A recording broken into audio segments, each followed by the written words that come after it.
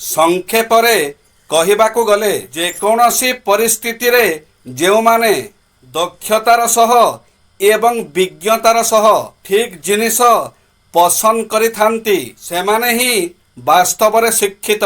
ଆନୁଷ୍ଠାନିକ ଡିଗ୍ରୀ ଥାଉ ବା ନଥାଉ, ଯଦି ଆପଣଙ୍କର ଭଲ ମନ୍ଦ, ପାପ ପୁଣ୍ୟ, ଅଜ୍ଞତା ଏବଂ ପ୍ରଜ୍ଞା, ଶାଳୀନତା ଏବଂ ଅଶାଳୀନତା ଭିତରେ ଫରକ ନିର୍ଣ୍ଣୟ କରିବାର ସାମର୍ଥ୍ୟ ରହିଛି, ସେମାନଙ୍କୁ ଶିକ୍ଷିତ ବୋଲି କହିବା।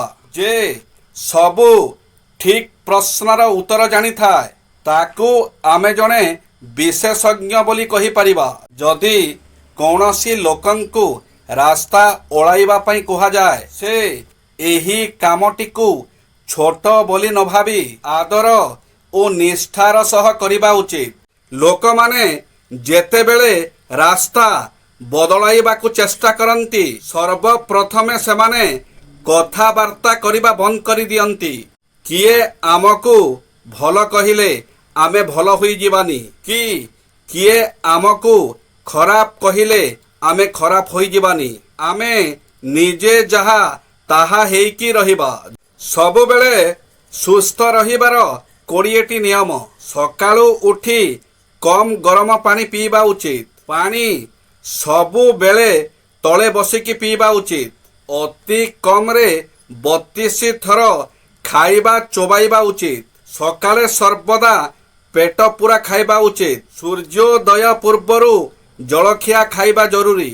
ସକାଳ ଭୋଜନ ସହିତ ଜୁସ୍ ନିଶ୍ଚୟ ପିଇବା ଉଚିତ। ରାତ୍ରି ଭୋଜନ ସହିତ କ୍ଷୀର ନିଶ୍ଚୟ ପିଇବା ଉଚିତ। ରାତିରେ ସାଇଟ୍ରସ୍ ଫଳ ଖାଇବେ ନାହିଁ। ଆଇସ୍କ୍ରିମ୍ ଖାଇବା ବନ୍ଦ କରନ୍ତୁ।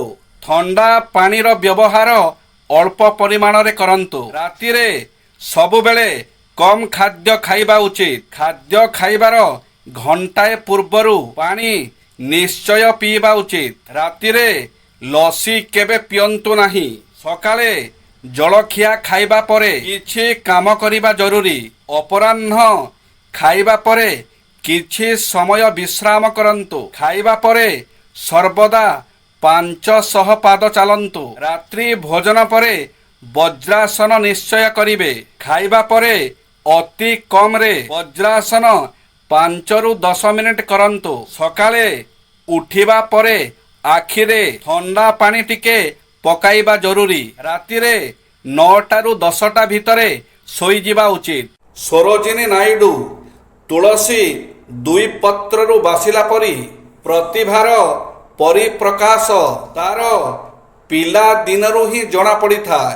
କିଏ ଦୁଷ୍ଟ ହେବ, କିଏ ଶାନ୍ତି ଦେବ, କିଏ ପ୍ରତିଭାବାନ ହେବ, କିଏ ଖରାପ କାମ କରି ବାପା ମାଙ୍କ ନାଁ ପକାଇବ, ତାହା ସବୁ ପିଲାଦିନର ଚାଲିଚଳନରୁ ପ୍ରାୟତଃ ଜଣାପଡ଼ିଥାଏ। ସବୁ ପିଲାଙ୍କ ବାପା ମା ଚାହାନ୍ତି ଯେ ତାଙ୍କର ପିଲା ଭଲ ପାଠ ପଢ଼ୁ, ଭଲ ମଣିଷ ହେଉ। ସେହିଭଳି ଉଚ୍ଚ ଆଶା ରଖିଲା ଭଳି ପିଲାଟିଏ ଥିଲା ସରୋଜିନୀ ଚଟ୍ଟୋପାଧ୍ୟାୟ।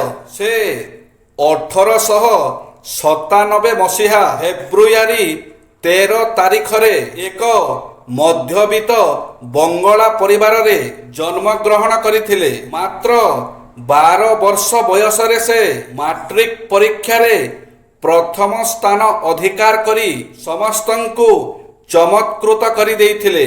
ତାପରେ ସେ ଉଚ୍ଚ ଶିକ୍ଷା ପାଇଁ କେମ୍ବ୍ରିଜରେ ପାଠ ପଢ଼ିଥିଲେ। କବିତା ଲେଖାରେ ତାଙ୍କର ଭାରି ଆଗ୍ରହ।